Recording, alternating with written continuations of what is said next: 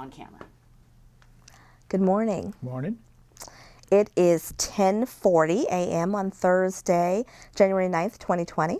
I'm Kalinda Lee, Vice President for Historical Interpretation and Community Partnerships at the Atlanta History Center. I'm here with Sue Verhoff, who's the director of the Atlanta History Center's Oral History Program, and we are conducting an interview with Dr. Eugene Bales. Dr. Bales has graciously agreed to be interviewed as part of our partnership with the Inman Park Neighborhood Association. Thank you for being here. Yep. It's a pleasure to be here. Thank you. So I'm going to jump right into your big Atlanta story. I understand that you are a fourth generation Atlantan. Yeah, that's right. My grandmother grew up on, it's called Mason Avenue, I think, originally. It's Lindbergh Drive now. And the house still stands there at the corner of Spring. I think it's Spring Avenue and Lindbergh. Yeah, but they had moved up here, I guess, around 1900 or something like that. And Nama attended Washington Seminary, which was a girls' finishing school that's located right at the Expressway and Peachtree Street, where the College of Art, Savannah College, is that what it's called, is located now. And it eventually became part of the Westminster schools when they merged with the North Avenue Presbyterian Church Boys School at some point, and Westminster came from there. So you have a long and rich history here. Well, mine's only a part of that, you know. I hadn't been here since 1900. Not me. Oh, yes. Yeah. Yes. Can you share a little bit about your upbringing in Atlanta, both in Inman Park and also, around Atlanta in terms of other communities and connections that you have? It's a big question. Yeah. Well, I was born in the house where I live now, in Inman Park. My grandmother and grandfather bought the house about 1930 or something, 32 or something like that. They had been living over near Canla Park. There was a widow there, Mrs. Benning. In fact, the street is named Benning Avenue there, and that house still stands, and they had rented from her. My grandmother's uncle, I believe it was a pharmacist at a store called Pendergrass, a pharmacy called Pendergrass and Pool, which is right on the point of Seminole and Moreland Avenue in Little Five Points. And he was there because they had an uncle who, Mr. Austin, who lived there in Inman Park, well, in the Little Five Points area, and he had encouraged them to move into that neighborhood. So Mama and Papa bought the house, and they bought the house and the adjoining lot. I don't know how much they paid, but had an appraisal from the city that in 1937 it was $1,250 for the house and the two lots. And so I was born there. The neighborhood was stable. It was basically working class people. They worked either at the Atlanta Stove Works or over at the Grinnell Company, which was on Highland Avenue. There were some other neighborhood employers. The Pullman Company had a large facility down off of DeKalb Avenue, and my father worked for a while at Grinnell, but then went down to the Pullman Company, and they were beginning to air condition rail cars, passenger cars. And Daddy started studying air conditioning and worked for them for years until the Second World War. And then the Second World War period, Mama and Daddy both went to work for the Bell aircraft. My father had a defective heart, congenital problem, and had a deferment. And so they worked for Bell Aircraft. As early as I can remember, there were not many men in the neighborhood because everybody was off to war. There were a few. My grandfather, who was a bookkeeper at the Grinnell Company, gave up his job there. He had a deferment too because of age. He gave up his job so that one of the women in the neighborhood could take a job bookkeeping, and he went to work as the civil defense neighborhood. They had neighborhood civil defense air raid warden type people in that period, and he did that and was a night watchman at Grinnell.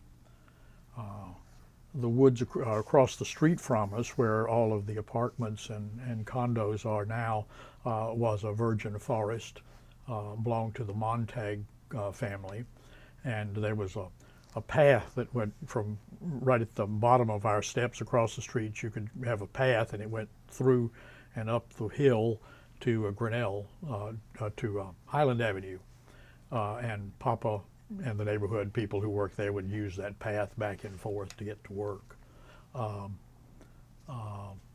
The neighbors were Mrs. Wilson and Pete Wilson, who lived next door. They'd moved in 1914, I think, or somewhere right in that period. Uncle Will and Aunt Mamie, and we just called them Aunt and Uncle because they were good friends. Mullinax lived at 853, which is across lake from us. There was, let me see, at the bottom of our driveway on Lake Avenue, there was a two-story house, a building, which was a dry cleaning company that belonged to the Sagems. Beyond that, there were 2 or 3 houses that went on down towards Elizabeth Street. All of those were across the street, nothing on our side. Behind us, there were the back parts of the lots that belonged to the houses that faced out onto Elizabeth Street. The only ones I can remember living there were the Leathermans, because they had 2 or 3 children, and they could come across the backyard and just down the hill to play with us. Everybody knew everybody and their business. It was a very tight-knit neighborhood. If somebody was sick, the whole neighborhood made soup and took it to the folk. If somebody died, they would go around and collect money for flowers or to help defray the cost of the expenses of the funeral. We visited a lot. Mom and Daddy knew everybody up and down all of Lake Avenue, all of Hale Street, Ashland Avenue, Waddell, up onto Edgewood. A lot of them had been there a long time, had grown up, had gone to Bass High School with Bass Junior High School at that time with Mama and my Uncle John. So they were related and in that way, are connected in that way, and then their children were growing up with us, and so there was always somebody to play with. Hale Street is a long run uphill or downhill, and was really good for skates, a scooter if you had a scooter. Nobody had a bike. I don't know why. Maybe they were too expensive, or maybe they weren't building them during the war. I'm not sure. They were rare, but we didn't have bikes until we were like 13 or 14 years of age. There was we were often had playmates down to play at the house. Daddy had built a swing set and a slide board and a sandbox and all those things out in the yard, and so a lot of the houses along Hale Street in particular didn't have much yard. There were narrow lots, and so ours was a good place to come and play. And my grandmother was always home, or the maid was always there to sort of watch us, so people didn't have to worry about what was happening with the children. There were some incidences, and my most embarrassing one was the day I got hung. Newman Hickman, who lived up on Hale, and I were good friends, and he went home one afternoon, and his mama said, "I thought you were down playing with Eugene," and he said, "Well, I was." And she said, "Well, where's Eugene?" And he said, "He's hanging down in the tree." And she said, "What do you mean he's hanging in the tree?" He said, "Well, we were playing cowboy and Indians, and he robbed the bank, and I hung him." And she said, "Where is he now?" And he said, "I left him in the tree."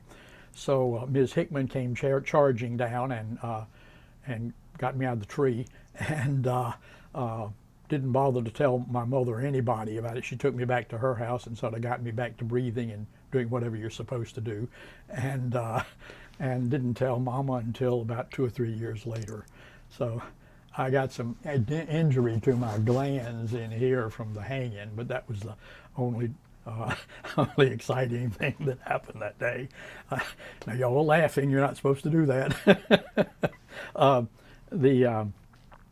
Let's see. We always had help at the house, and very often they would bring their children or their grandchildren. Howard, what is now Howard High School, or now it's Inman Middle School, I think, which was Howard High School later. There was an African American elementary school and middle school there, and often the kids who lived over towards Candle Park, there was an African American settlement over there. They would be walking back and forth from school, and we got to know them, and they would come up and play in the yard for a while, just so everybody got home before sunset. That worked out all right. So it was, there was some degree of tolerance in the neighborhood. There was a Jewish family, the Melts, who were good friends of ours, lived over on Highland Avenue. The Sajums were Lebanese, and they lived above the laundry. Mr. I won't say his name, Mr. B, lived up on Hale Street. Nobody really got excited when he stripped off most of his clothes and walked down Lake Avenue yelling and screaming. There were, it was just, he was part of the neighborhood. Mr. G had a problem drinking. If you found him in your front yard, it was polite to take him back up to his mama's house and leave him on the front step and ring the doorbell and go away before they got to the door, so that nobody got embarrassed. But everybody knew. There were some funny folk who lived up on Ashland Avenue, West Ashland I think it was, and we just knew that we were not supposed to go up and go in their houses. We just stayed away from them. So it was just sort of a typical childhood, I guess, growing up where you knew people and they knew you. And if anybody misbehaved, you didn't have to go far. I remember I was walking, I must have been 14 years old or something, and I was walking to downtown one Saturday, and I was up on Irwin Street, and I was passing something, and passing one of the houses, and I don't know what I did, but there was an African American woman who was up on her porch, and she said, "I saw that, and I go call your grandmama." And so everybody took care of everybody, even that far. Everybody knew everybody, which was a good feeling, and took care of them, which was also a good feeling. So you said a lot and gave us a lot. This is wonderful. And so I'd like to return to some of the things that you've talked about and learn a little bit more. So You told me that your grandparents bought the house maybe around 1932, and your mother grew up there, and then you grew up there. So you all lived together as a multi-generational family household, is that right? Multi-generational households were the standard in the 40s, early 50s. Part of it, I guess, out of necessity. There was a lack of housing because of the war was going on. There was a big influx of people into Atlanta to work, mostly women, because the men were off somewhere fighting in the war. So yeah, we were multi-generational. The Wilsons were multi-generational. The Gordons, the Mullinaxes. I think the Carvers were multi-generational too. I'm not sure about that. But yeah, it was sort of the standard because one, you were recovering from the Depression. People didn't have money to go out and be renting houses and things like that. Now, during the 30s, my grandmother sold off lots on the Lindbergh property, $35 to $40 a lot. Which was a great bargain today, and that kept kept us living indoors and able to buy. My grandfather bought a new Oldsmobile in 1936, which I got when I graduated from high school, and somebody to help around the house, the cleaning and cooking and that sort of thing, and we were always fortunate about that. The first lady who took care of me as other than my parents had been born a slave to my great-great-grandfather and had raised my great-grandmother, my grandmother, my mother, and her brother John, and then took care of me. And Sally was part of the family. We never thought of her anything other than just one of us. Really sweet woman, and the other people we had as help were stayed with us for several years. It wasn't a come and go. It wasn't you drop in once a week or something. You saw them every day. And one time, Papa was coming from work over at Grinnell one night, cutting through the woods, and somebody set upon him and beat him up, and my grandmother had to restrain Beulah, who came charging out of the kitchen with a big butcher knife, said, "I'm going to get those folks. Nobody picks on my people." So there was a feeling of good relationships between black and white that is difficult to understand unless you lived through that period. But it was, anyway, I'm telling you. Go ahead. You had another question. No, well, you were going in that direction, so let's go in that direction. So one of the things that you were talking about just now was, and a little earlier, as you said, that you had help. Mm-hmm. And so I had a few questions, a couple practical questions, and then a little bit more. So the people who were working for your family, the African-American domestic workers for your family, did they live in the home with you? No. Where did they live? Let me see. Johnny May lived out off of, what is that street? It was near Stewart Avenue somewhere, near Stewart Avenue. Sally, the one who had been born the slave, lived up off of Auburn Avenue, not too far from the house. I'm not sure where Beulah lived. Those are the three I particularly remember, yeah. So would that have been typical in your neighborhood for people to have domestic helpers who lived? No, again, it's because Namaha had this other income coming in from selling the properties and that sort of thing. And so, we were the first one in the neighborhood who had a television set. My grandmother bought it for my 12th birthday.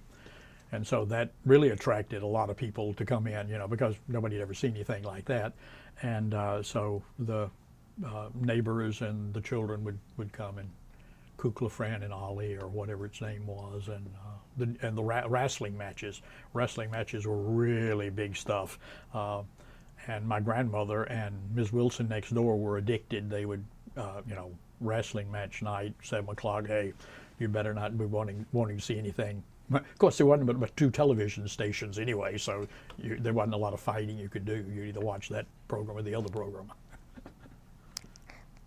So that would have been a little bit atypical in this working class community to have Servants, not only servants, but also some of the other kinds of things that you were talking about, extras, some of the extras, if you will, yes. They're like automobiles. Papa had an automobile. Mr. Wilson had an automobile, an older model. Uncle Will and his brother Fletcher were in the house painting business, and they had an old beat-up truck. I don't know of anyone else in the neighborhood who really had an automobile of any sort. And the neighborhood was not oriented towards that. If you look along Hale Street, the driveways are non-existent. The old ones, there've been some that have been put in or made in. You make a driveway, but on-street parking, it was what was there. Up Lake Avenue, the same thing. The neighborhood was built. It wasn't built for automobile. It was built for streetcars or public transportation. And we had a streetcar, an old trolley car that came. The tracks came down Irwin Street. They circled or made a left turn on Randolph Street, I think it is, and then immediately turned right and went under a tunnel that's now under where the Beltline is, and came down West Ashland Avenue and joined in at Lake, and then went down Lake Avenue. The end of the streetcar line was at Elizabeth Street, and that's why they had to get out and change the trolley wire connectors from one end to the other, and then you change the seats too. The backs were this way, going one way, and when they turned around, they flipped them, and the backs went back this way. And if you were riding the streetcar and there wasn't anybody on the streetcar, by the time he got down to Randolph Street, he would let me or whoever wanted to go by and do all the seats, which were thunk, thunk, thunk, thunk, which was fun. So that was, it was public transportation oriented, and we're sort of making the same big circle now, hopefully, back to that kind of thing. So this is interesting to me as you talk about the way that public transportation moved through the community. And then a few minutes ago you were talking about even with playmates, how people from adjacent communities often played with each other and kind of moved through Inman Park. So I wanted to know a little bit more about that. Are there communities that you can remember or neighborhoods that you can remember visiting a lot as kind of kids from Inman Park, or people coming into your neighborhood a lot, either to play or even for commerce or for work? It seems like there's a kind of close-knit in-town community relationship. Little Five Points was the focal point, I guess. It was the commercial center that everybody used. There was an A&P, if I remember correctly, up there. There were 3 movie theaters at one time.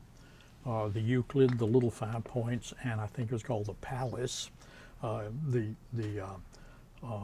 2 of them are identifiable. You can still identify them because the marquees and things are still out. The other was, the Palace was up at about where McClendon Avenue runs into Euclid Avenue. It's right there at that intersection. If you just went right across the sidewalk, it was there. There was 2 drugstores, Dr. DeKoff, and then Pendergrass and Poole was still there. There was a public library. a Miss George ice cream parlor.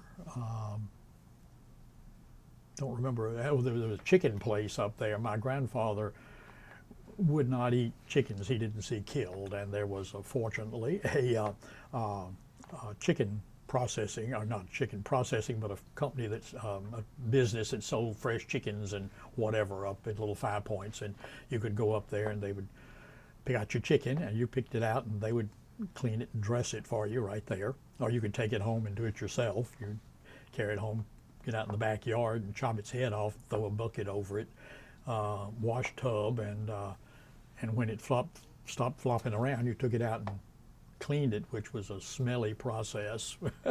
Have you ever been to a chicken process cleaning it? You know, you get boiling water and drop the chicken down in there, and boiling chicken feathers don't smell good. Anyway, so Little Five Points was sort of the commercial area, and so you had people who were interacting there from various neighborhoods. And as I mentioned, out by Canela Park, there was the Canela Park, and there was that's on the edge of Druid Hills, and there was an African American community there along Canela Park Drive, I think it's called, directly across the street from the park, on the same side as Maryland School, and so you would have interaction between the African Americans who were living there, and then there's another community of them up across the Beltline, going up Lake Avenue, where the old Fourth Ward starts. So you'd get the people from Canela Park coming in. You had people who lived along Moreland out to to Druid Hills. I mean, I'm not sure where. You'd have to go over to Emory to find a grocery store. There were little neighborhood grocery stores and sundries and that sort of stuff all over. You could find those. There was one little Mr. Hudgens had a grocery store down the street there at the corner of Elizabeth and Lake, Austin. Mr. Merrill had a sundries shop down there. I'd already mentioned the laundry. Mr. Gordon had a men's hair shop down there. There was the bar, the local neighborhood bar, all that. There was another similar community, conglomeration of businesses, butcher shops and that sort of thing up on Euclid Avenue, right where Hurt intersects, and Poplar Circle. Between those two, there was some shops there. But you'd get people who could use the local stuff, but then if you wanted some heavy-duty food, or you wanted to go to the movies, or you wanted just to have a night out, a day out and have an ice cream, you went to Little Five Points, and there you interacted with other people. There were people who were moving from place to place, and the streetcar, like I said, ended at Elizabeth Street. So if you lived on Austin Avenue or further out up towards Euclid, and you wanted to get to somewhere in the old Fourth Ward, what is now the old Fourth Ward, you'd walk back and forth. I mean, you know, by the time you walk down to Elizabeth Street, you might as well just walk 2 more blocks. So you had people who were moving back and forth within the neighborhood, our neighborhood, to get from other neighborhoods back in, Point Euclid. Lake and Austin is sort of a main, they're continuing same street really, with different names that cut through there. So it's sort of a main street that you would see a lot of traffic, foot traffic on. So let me check in about what I'm hearing. This is a really interesting portrait that you're painting, because it sounds like you're describing Inman Park as a kind of hub where people are living. And I've heard stories before about people's homes and about the connections between neighbors in that way as a residential space. Mm-hmm. But it sounds like you're also talking about a kind of bustling neighborhood that is both residential and commercial and a transportation hub. And I see a different scene, I think, than I'd seen before in my head, of people moving within and through this community with some regularity. people who are part of the community or just using the community resources in various ways. Do I have that right? I think so. I think you're right on it. Our house faces right onto lake. The porch is right there. And sitting on the porch used to be what people did, mainly because it was cooler than staying inside before we had air conditioning. But yeah, you'd be sitting out there and people would be coming by from various neighborhoods, going from here and there. And, you know, people were nice to each other, and we always spoke to folk, and you see people coming along, and people would come up and you know, sometimes they'd say, do you have any water I can have, or something like that. And you know, I mean, that it was just sort of, there were always people out moving in the street, and that's one of the things that we lacked for a while. We're getting more of it now that the neighborhood is changing. But now it's mostly joggers or people who are pushing the buggies for the babies or the dogs, you know, that sort of thing. So you don't see as many people out walking, but that's sort of standard all over the world, I guess. But yeah, there was a lot of movement, and you had people coming into the neighborhood too from other places. The railroad was very active, what is now the Beltline, and you know, it was not at all unusual for hobos or transients of various sorts to be seen in the neighborhood, and you know, they would. Very often they would come to the house and knock on the back door or something, and you know, my grandmother always had a biscuit or something left over from breakfast or something, but you never sent them away hungry. You know, that just was what was done, and that was true among all the people in the neighborhood. You know, if you had some extra food and somebody came, then you helped them out with it. You know. And this. Excuse me.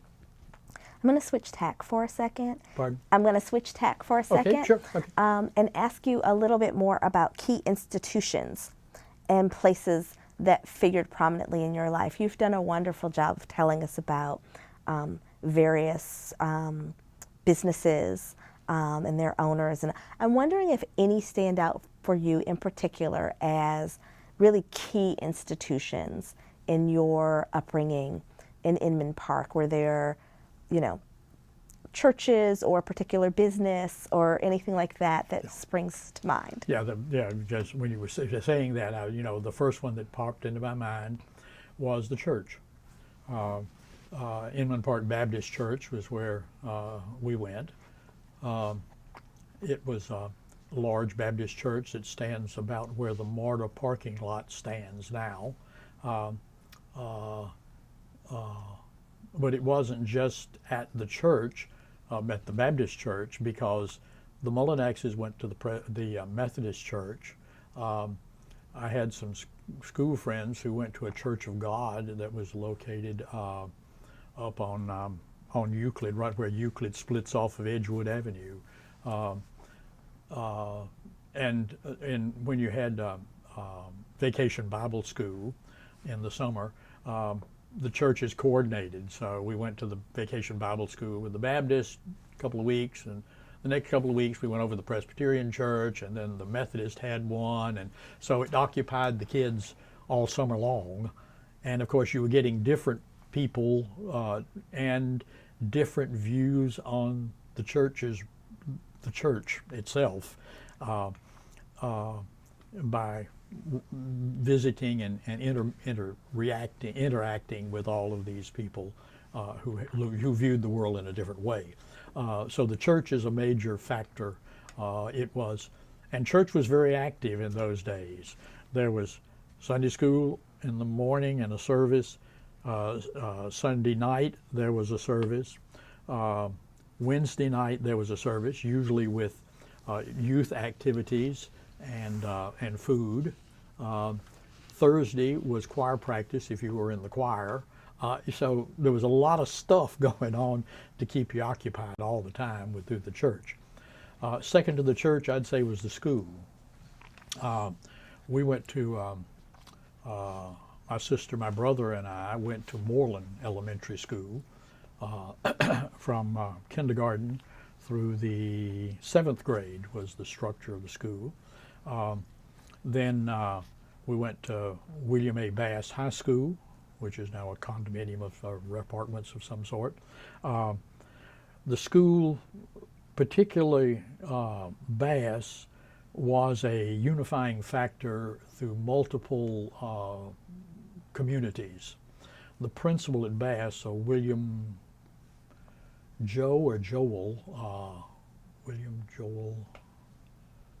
what's his name? Anyway, his name is escaping me. Scott, William Joel Scott was the principal, and he had organized a community advisory committee that had representatives from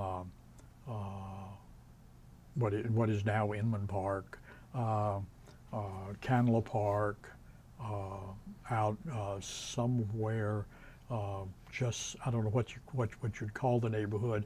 It's out Moreland Avenue, just past DeKalb Avenue. Anyway, there were representatives from all of these various communities that fed into Bass High School. And this committee group met every month, and they planned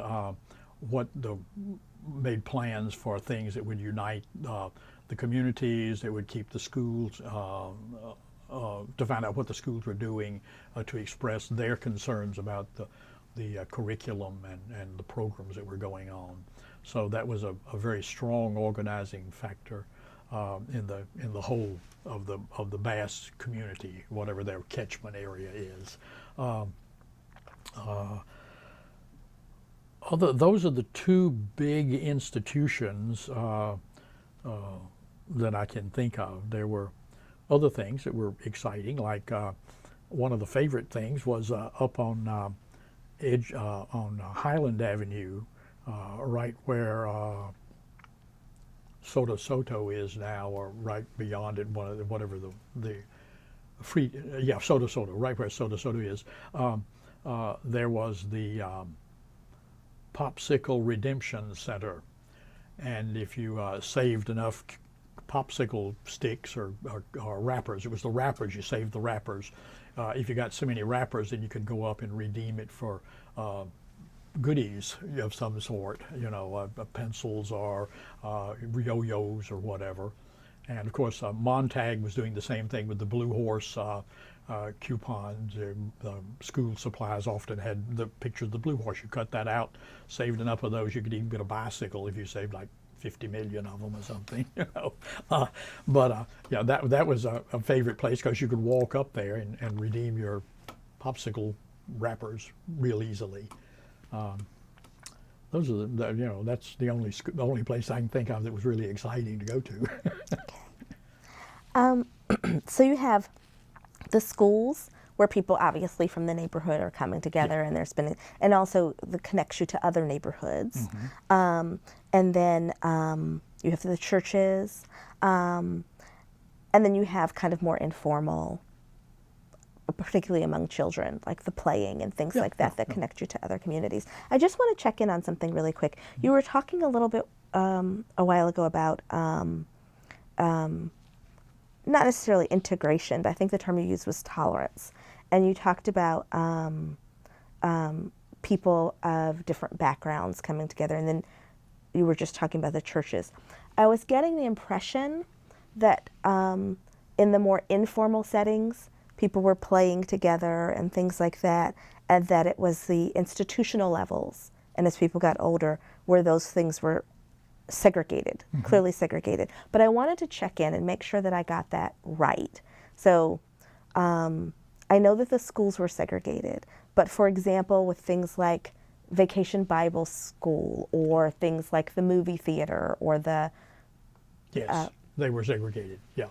Yeah, there was, integration had not struck, and that's what I said, no one really understands the relationships between blacks and whites unless you lived through it in a certain way. I guess that movie, Driving Miss Daisy, it gets a pretty good picture. When Sally was sick, we went over and took care of her rather than her coming to take care of us. When Sally died, her family called us the first thing and said, Sally's dead, and we want you to be at the funeral, and they saved a place on the front row, and we rode with the family to the funeral. I mean, to the cemetery. She was part of the family, and same thing with Johnny May. It was just that we all really loved each other. We knew that there were boundaries, but no one really ever talked about the boundaries. The only place I remember colored and white water fountains at Sears Roebuck. I remember white sitting in the front and black sitting at the back. No one ever said anything about it. It just, in front of me, it just all sort of happened because that was understood what was going to happen. We grew up not allowed to speak ill of other people for their religion or their color or anything like that. And I think that was prevalent in the community. I never heard anybody my age use the N-word. It just wasn't done, We played together. We would, well, eating, that was always one. The yard man, they carried the food out the door, fixed his plate, took it out, and he ate outside. He always asked my grandmother for a jar of pickled peaches. She canned a lot, and when he came and did some work, he'd always, "Can I have a jar of your pickled peaches?" And Sally, the maids usually ate in the kitchen, but we all ate in the kitchen. Nobody had a dining room. We were multi-generational. Every inch was used for something. So usually we ate, and then Sally ate, or whoever was there. They didn't sit down and eat with us, but they ate after we ate. I want to jump forward several years and talk about changes in the neighborhood. We've talked a lot about childhood, which was wonderful. But let's look. Gosh, you must have seen a lot of changes in the neighborhood over 83 years. So first of all, let me ask, have you always lived in the neighborhood with the exception of when you were schooling, or have you lived elsewhere at any point in time? I've never lived anywhere else. This has always been home. So in thinking about the changes in the neighborhood, are there kind of key moments that spring to mind for you as moments of change or time periods of change, whether it's about, since we were just talking about relationships across race, at some point it became more integrated. At some point, I understand housing structures changed and some of the houses were chopped up into apartments. At some points, you've talked a lot about now things coming full circle. So what are the key moments for you? In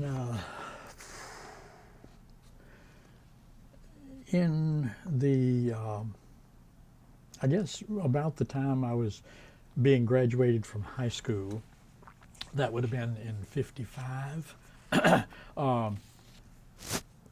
The people had come back from the war. They had gotten jobs. They had been able to put together some money, and people were beginning to move out of the neighborhoods and into the suburbs.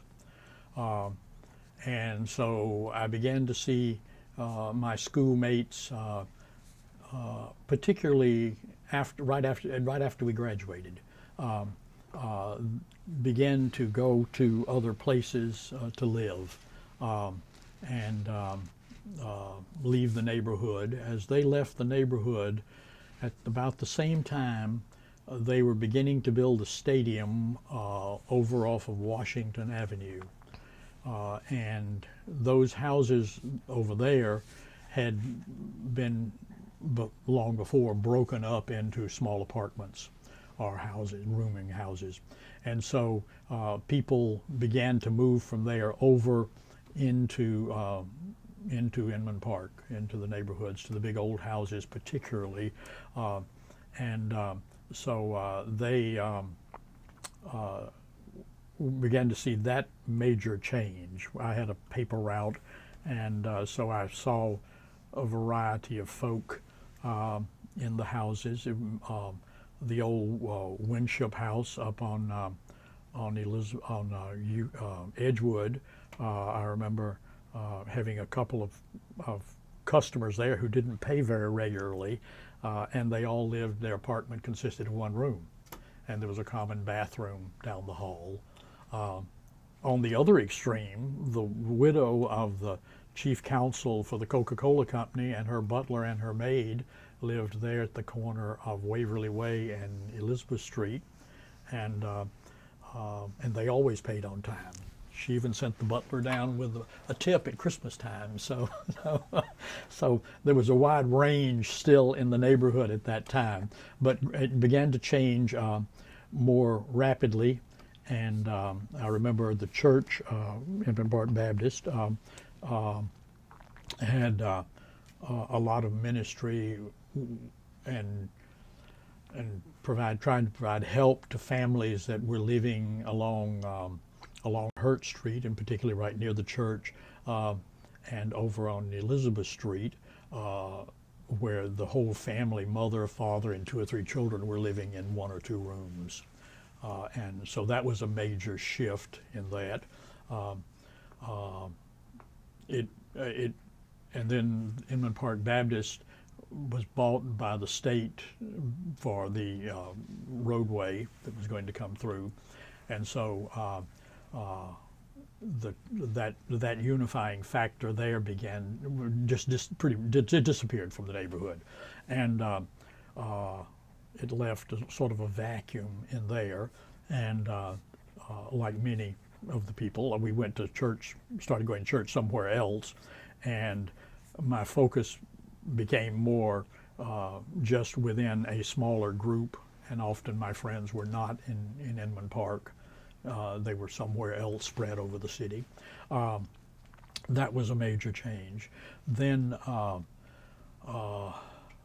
there became, I guess in the 70s, somewhere 60s, 70s, people began to buy the older houses, and the renovations or gentrification started. And so that began to grow. I really didn't pay much attention to that when it was going on. It was just, they'd torn down the church. They were planning on cutting the expressway through. There was all the protesting that I'm sure you found out about already about that going on, and it was just something I read about in the neighborhood. I was looking for other places to move to. Looked 3 or 4 or 5 places. Nothing really gelled. They were all somewhere a little further away from my work. They just didn't feel right, and so out of sheer laziness, I just stayed where we were, and then the neighborhood came to me rather than me going to it. So that was okay. Things work out. So right now, we are in yet another moment of, I think, what a lot of people would consider pretty rapid change and growth. Certainly growth in terms of population. Mm-hmm. In the neighborhood. You mentioned that you're once again seeing a lot of kind of bustling activity, although it's different in character than before. What are your thoughts about that? How do you feel about that? And I'm pretty excited about it. Everything except the raising taxes. They keep building these houses, and people keep paying lots of money for them, and the taxpayer, the tax assessor thinks that, we ought to run everybody's bill up, So anyway, that's another story. I'm excited. I love seeing the people, the activity in the neighborhood. Love all the restaurants. I can't even keep track of how many there are and how quickly new ones pop up. Lots of dogs, lots of babies. I'm sure there are lots of children. I don't ever see them, but they're there. So yeah, I'm feeling positive about it. So I think it's a good thing. The bad thing about it is that in all of this, we have there has been a displacement of people who could not afford to stay where they were. You were talking about changes in the neighborhood. Another change was some African Americans began to move into the neighborhood. I wasn't even conscious that they were moving in to the neighborhood until one of them, who is a professor out at, I think he was at Clark, said that he was living up on Elizabeth Street, and he'd been living there for 2 years or something. I didn't know. An African American family bought a house on a lake about 4 doors up from us, and he was a stonemason, and he did some strange things with the stone on the house, but it wasn't really fit the kind of house it was. But they were nice people, and so it just sort of changed, and like I said, I just wasn't paying attention. It just changed, and it was different, So, but I like what's happening. I think it's fun. Do you feel like the feelings of community that you had expressed earlier, where you talked about people knowing each other and wanting to know each other and providing mutual aid and socializing together, do you feel like those things have come back? Would you describe the feeling of the community as different now? That's a tough one. To be honest, not with me. I know the names of the persons who live across the street. They've been there 10 years, 15 years. I speak to them when I see them. One of them came over and helped when I was shoveling snow off my driveway. Appreciated that. The people next door moved in 3 years ago. I've seen them twice and spoken to them 3 times, I think. The next people up the street, I know their names and have been to a couple of things with them. I'm not, not a social animal or something, I don't know. It's not exactly the same. I know they're there, but the friends I have, the close friends I have, are spread other places, not there. I am aware that there are some families in the neighborhood that remain very close with each other and interact with one another very well. But I don't know what the connection is there, except that some of them have been there a long time, and I know them because they came in early on and were helping to build the Inman Park Association, that sort of thing. But I haven't been active in that for a while, and so that's no, it's not the same. I don't see kids out playing in the street. I don't see people, interacting in great numbers all with one another. And part of that, I guess, is that we all live in a big city, despite the fact that we live in a small neighborhood, and everybody's got a life. And I presume a lot of those people are working hard to make the payments on the house. One of the things that you just mentioned as you were talking about that is the way that sometimes the neighborhood association can be that cohering factor. Mm-hmm. And you said that you don't participate that much anymore. Can you tell us a little bit about that, when you were involved, how you were involved, and let's start there. Yeah, well, I guess it goes back to probably, I was aware that people were buying and working on the houses, but people inside working on the house, so what? They get it painted, whatever, I knew it was happening. I wasn't paying a lot of attention to it. And then they organized a neighborhood festival, which must have been about 1971 or something like that. I'm not sure when, somewhere along in there. And they had a house tour. I just heard about it, wasn't paying attention. Well, so you're going to see her, mumble kind of thing. And but then I saw a lot of people in the neighborhood, and I heard about sort of what was going on. And so the next year I went up to the second one and got to tour and see the houses, and that was interesting. And it was nice to see things being done to put the houses back and to bring the neighborhood back into shape.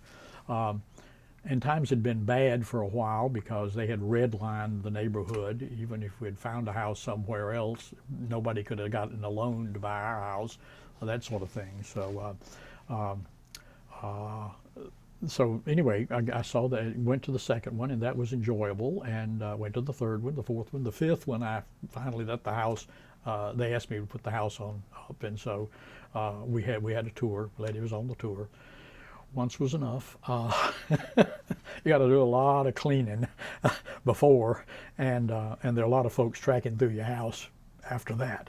But so I got involved in going to the neighborhood meetings somewhere in there, and that was nice. They had refreshments. Sometimes they had dinner that you could buy from the church. They did it in the Methodist church, and the little church had a, they made up spaghetti and had a spaghetti supper or something and made a little money on that. That was nice, and it was sort of fun to meet the people and see what was going on. So it was good, and that went on until, I don't know, late 70s, early 80s maybe. The neighborhood got into the idea of a historic neighborhood, historic zoning, and a lot of regulations about what you could and could not do. Yeah. And it was, there was a lot of excitement about what was going to happen, but then there were a lot of people who didn't want to not be able to paint their house sea green trimmed in purple or something, so there was some difference in there. And I went to one meeting, the big meeting, and where the vote was going to be taken on the thing. And people were invited to stand up and speak yay or nay for the thing, and it went well, and there were some very articulate people, a lot of doctors, lawyers, and Indian chiefs around. And all was going well until there was an elderly lady who was not very articulate, and when she got to speak, but they had, it looked like to me, they had purposefully avoided calling on her. Because anyway, so she finally got the mic and spoke, and when she finished, the man who was presiding said, "Well, it's a public meeting, so I guess we have to listen to anybody who wants to speak." And that was not good in my estimation, so I got up and left, and then I have not really been back except for a few meetings since then. I assume and would like to think that it was only that one individual and his attitude, but I don't want to be associated with people who act like that. So that's personally unpleasant, obviously, but also I think it speaks to the potential that maybe there were some schisms across class lines within the community. Yeah. Do you feel that that's persistent? I feel that there was. I think that it's mellowed out, mainly because there aren't any people who are living in Inman Park who don't have a fair amount of money. I mean, if you just bring it down to facts, it costs a lot of money to live in Inman Park, just to pay the taxes and to keep the place going, and to, I mean, it just doesn't. So the poor people are gone one way or the other. And that's the problem with gentrification. I mean, how do we as a society balance that out, that there are people who have been in their home for years who can no longer afford to be there? The African American bricklayer up there, they held out until about 5 years ago. But then they just couldn't afford it anymore. And they had been there for 20 years, something like that. They'd raised their children there. And, it's a bad situation. And it's not just Inman Park, it's everywhere. I see it going on in the 4th Ward right now. That little old lady I mentioned earlier who called me down and said, "I'm going to call your grandmama," those houses are gone. I mean, the houses aren't gone, they're gone. The people who were living there are gone. Just all of a sudden, one night, both houses were vacant. And they were gone. Somebody's bought those and done them over. And that's not really right. Do you feel like the community loses something? What? Do you feel like the community loses something I do. in that? Yeah, because those people, everybody, I said, everybody's got a story to tell. Everybody's a little different, and we all fit together to make a great story. But when everybody is vanilla, you know, it's sort of a dull world. You know, you really need some other views on the world from other folk. You know, ethnically, racially, religiously, whatever it is. The lack of it's not intolerance, it's just that people can't afford it. And it's not the problem, it's not the fault of the people who live or buy into Inman Park. It's the fault of the greater society that has no way to take care of these folks, to deal with this problem. That raises a question for me about the neighborhood association.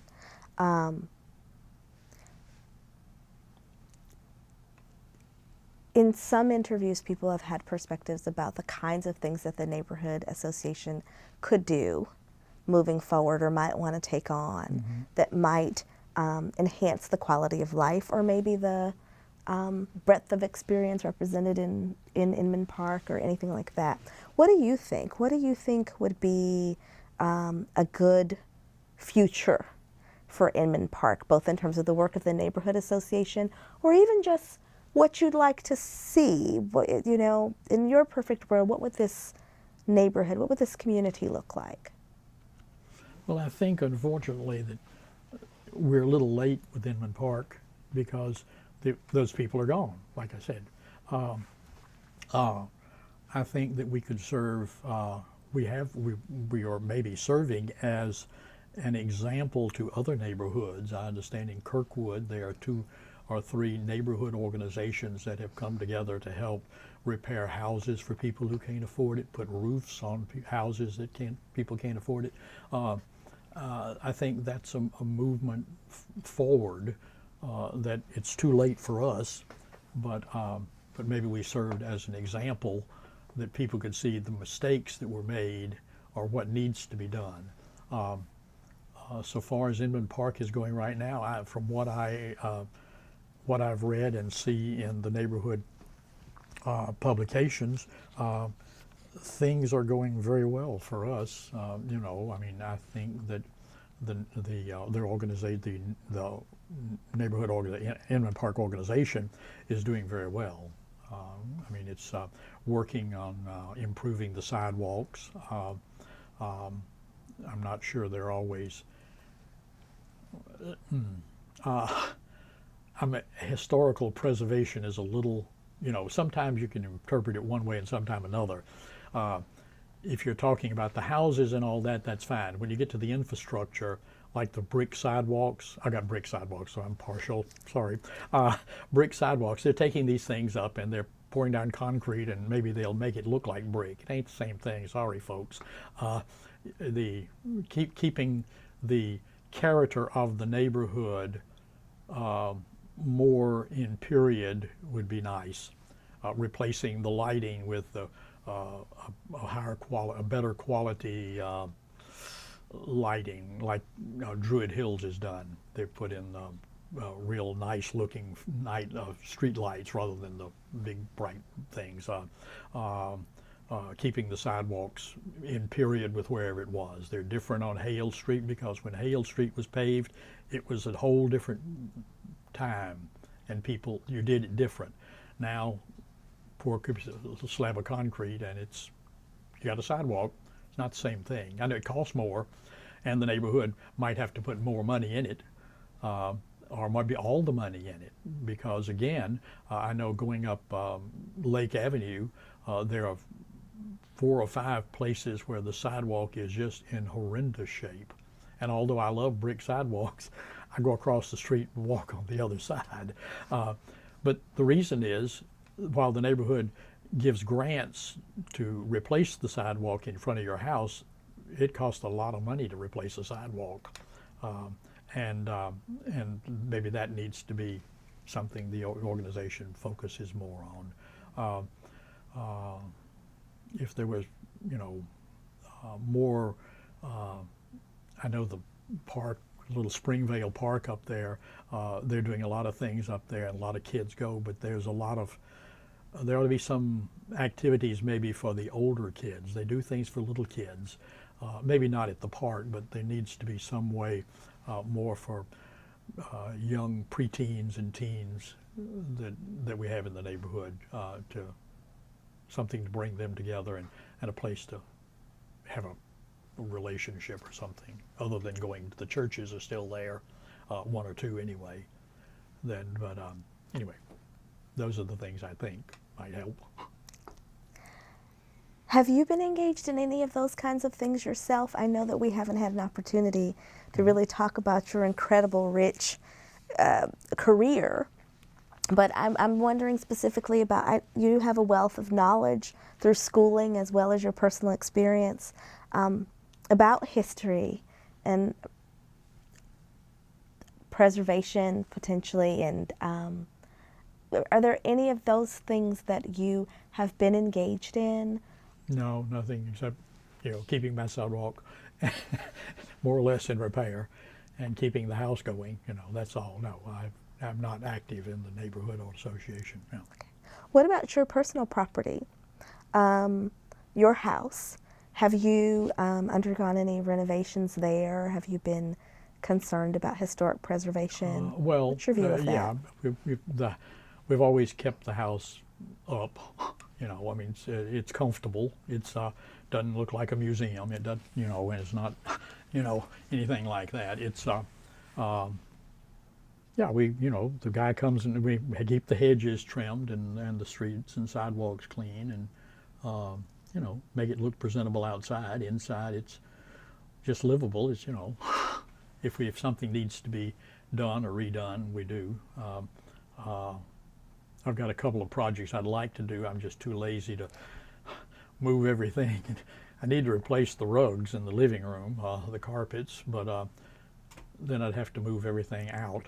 So, you know, laziness works. Just keep putting it off, you know. But yeah, I think we're okay on our piece of property, you know. And I keep the flowers and have somebody help in the yard, that sort of thing. So, you know. I think part of what I was trying to get to as well was, what is your perspective on historic preservation among the properties in Inman Park? And is there something you would or wouldn't like to see? Do you think it's a great idea at this point? Or yes, yeah, I do. I think I'm very much into the idea that I don't think Atlanta has a bad habit, as you know, of tearing things down and replacing them with something else. We just drove along Paces Ferry Road. It's changed a lot, let me tell you.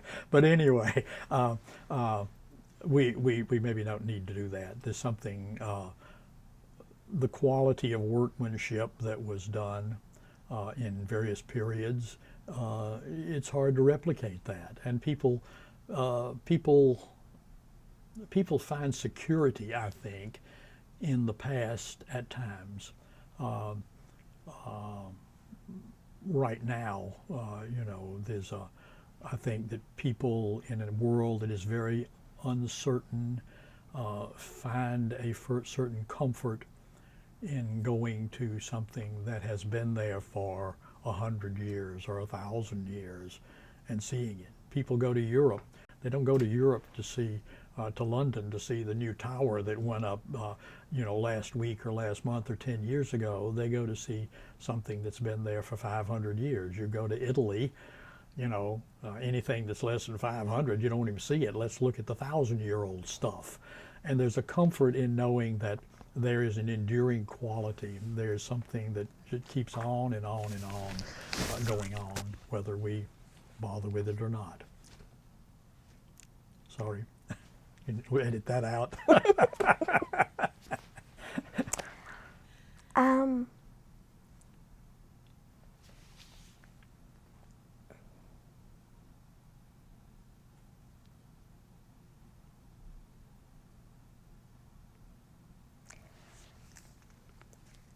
I know that you have talked about the neighborhood association some.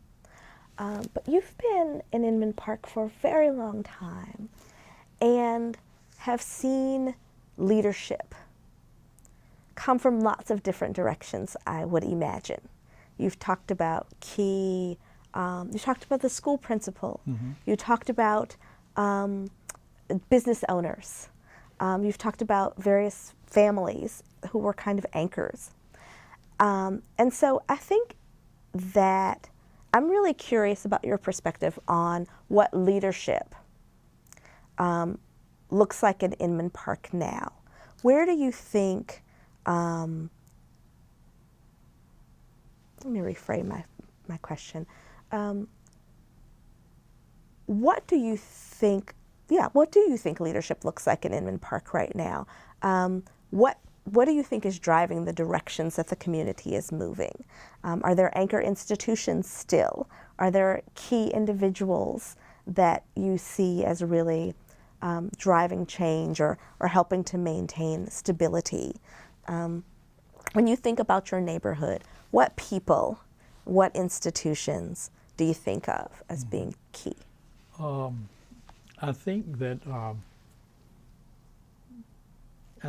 the organization as an organization is doing very well. I think that their focus on things like preserving the history and of what's going on, what happened in Inman Park, of moving away from just the road protest and the early work to restore Inman Park, and taking a bigger picture of what is the whole of the story of Inman Park, of looking at it in a comprehensive way, is a good move.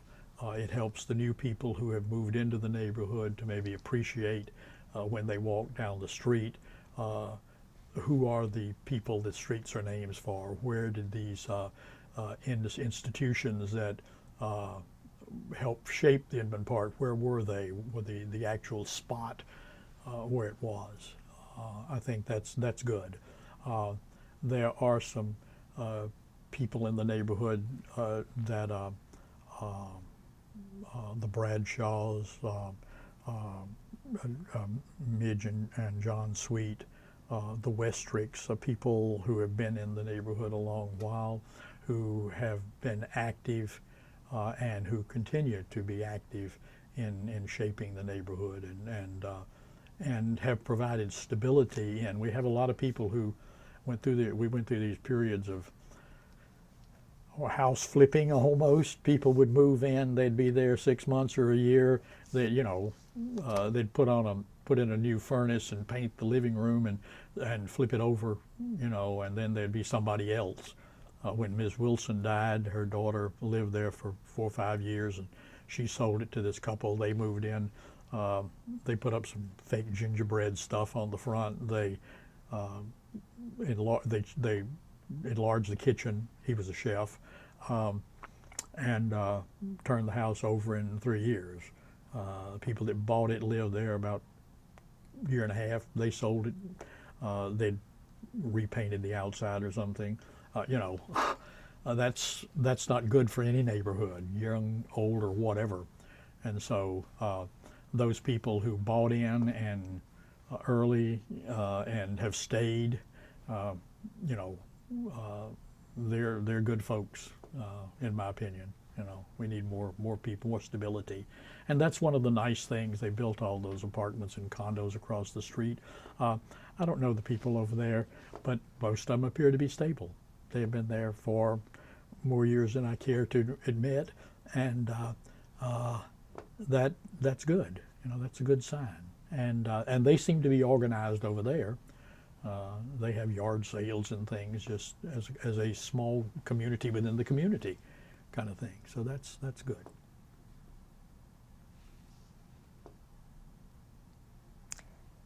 Is there anything about the neighborhood that I have failed to ask you that you feel is really important for us to understand? No, no, I think you pretty well covered it all, all I can think of.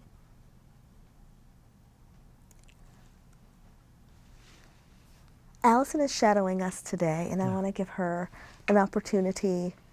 I'll ask the same question. No, I think it's comprehensive. Nothing else I would ask. Dr. Bales, thank you so much for your time and I your told you more than you insight. want to know. No, it was a pleasure. It was an absolute pleasure. I have more questions. I just know that we're out of time. Oh, okay. All right. All right. I'm glad I could help. Thank you. Thank you. Thank you so much.